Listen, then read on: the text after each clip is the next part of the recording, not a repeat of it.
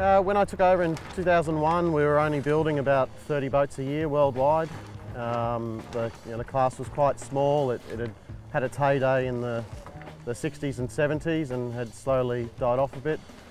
We then had the move to hydrofoils, which was a little bit painful at first, but we could see in the long run it would help generate more interest in the class, and we're now up to building anywhere between 100 and 200 boats a year. I think in the last 5 years we've built about 850 boats, and it's one of the fastest growing single-handed dinghy classes in the world at the moment. It's exactly how I wanted it to end up.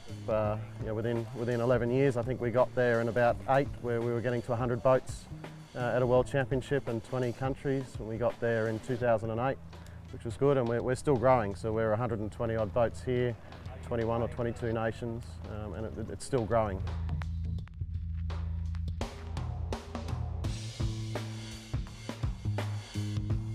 In the next few years, I don't see any sort of radical change. I think we're growing progressively and sustainably. I don't think we need to do anything drastic in terms of how we race or how we're organised or what technology we use. I think if we continue to sort of consolidate our position geographically and as an organisation, I think that will set us up well for the future.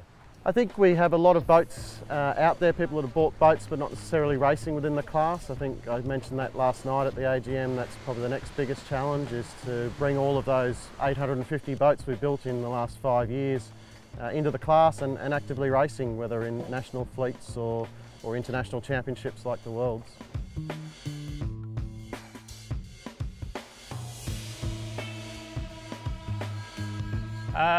Perhaps.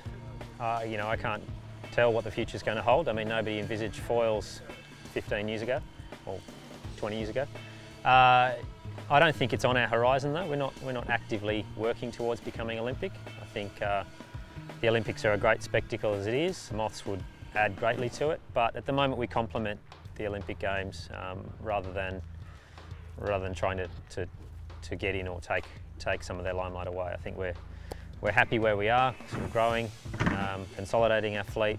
We have a lot of Olympic sailors who enjoy sailing moths. We don't need to have them sailing moths every day as a job like they do other Olympic classes.